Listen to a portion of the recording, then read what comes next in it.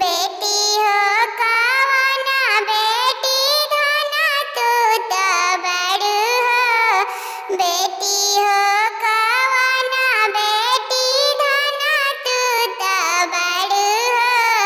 हरदी के पानी पड़ी जैबू कुमिलाई हो।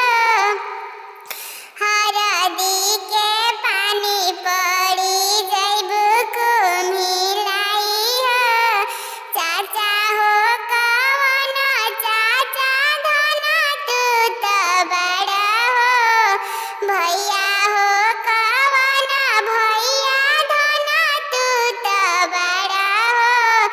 कहिया के हरदी जतना कइले बड़ा हो।